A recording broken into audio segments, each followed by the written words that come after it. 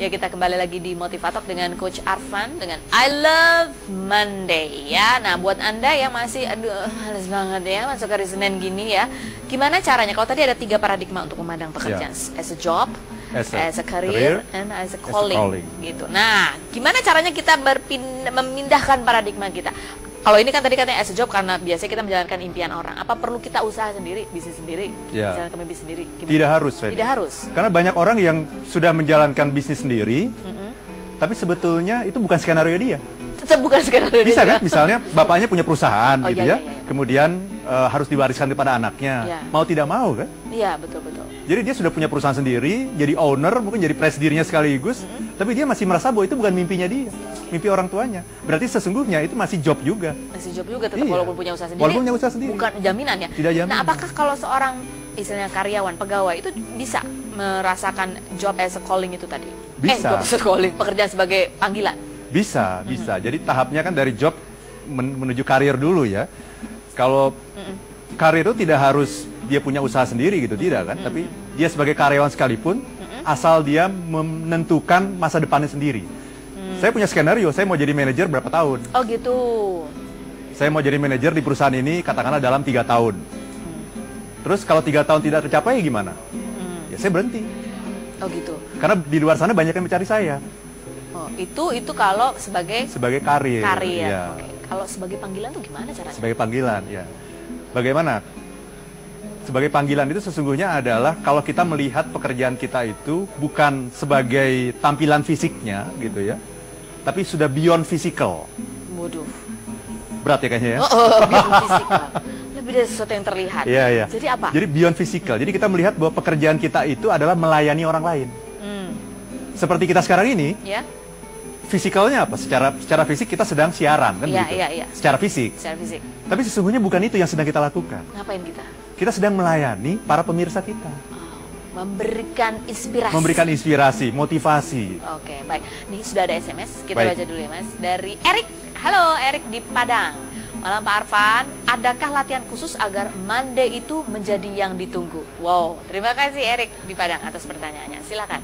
Ya, jadi latihannya adalah mengubah paradigma. Jadi kita harus bertanya kepada diri kita sendiri. Pertanyaan nomor 1 adalah berkaitan dengan feelingnya dulu gitu. Bagaimana Anda merasakan hari Senin? Sesungguhnya bukan hanya hari Senin ya, setiap hari ya. Cuma hari Senin itu adalah hari pertama, jadi rasanya paling berat. Gitu ya. Tapi bagaimana perasaan Anda ketika bangun pagi? Itu dulu. Kalau rasanya berat, berarti sudah bisa dipastikan paradigma Anda masih yang pertama, yaitu melihat pekerjaan as a job. Lakukan perubahan sekarang. Perubahannya gimana misalnya? Nah, pertama merubah dari job menjadi karir dulu ya.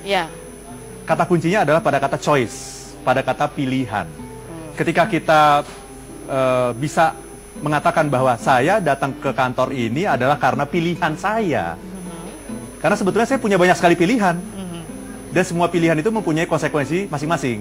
Tapi dari semua pilihan ini saya memilih saya akan datang ke kantor pada hari ini. Ini ada pilihan yang saya lakukan dengan sadar. Karena saya punya masa depan gitu ya, yang harus saya ciptakan sendiri. Kalau kita sudah bisa seperti itu saja, walaupun posisi kita masih staff gitu, kita sudah berubah dari job menjadi karir sesungguhnya. Nah, ini kan banyak orang-orang yang merasa bahwa bekerja itu terpaksa. Betul. Melakukan pekerjaan yang tidak dia sukai. Betul. Nah, ada telepon tapi ya. Langsung kita jawab. Kita tidak terpaksa kok. Melayani orang lain senang kan? hati. Halo, selamat malam. Halo, selamat malam. Televisinya volumenya bisa kecil. Ibu, sebelum Ibu melanjutkan perbincangan, Bu, boleh nggak volume televisinya dikecilkan, Bu, supaya kita bisa lebih jelas mendengar suara Ibu. Malam, dari Eni di Salatiga. Di Salatiga, silakan Ibu Eni.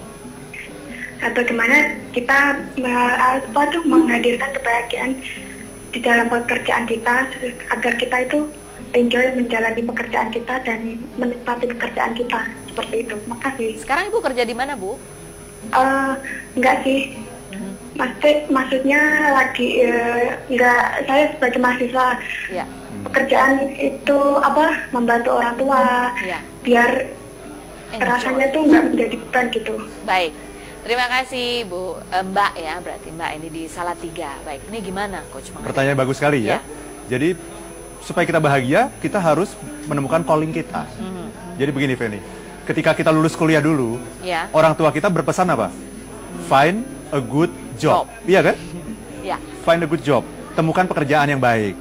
Padahal seharusnya yang dilakukan bukan menemukan pekerjaan yang baik. Apa dong? Find your calling. Temukan dulu callingnya apa. Calling and shooting. Bukan gitu ya? Contohnya misalnya ya, boleh saya ambil Feni sebagai contoh ya? Boleh. Feni dulu kuliah di jurusan apa? Antropologi, ya kan? Itu salah jurusan apa enggak ya?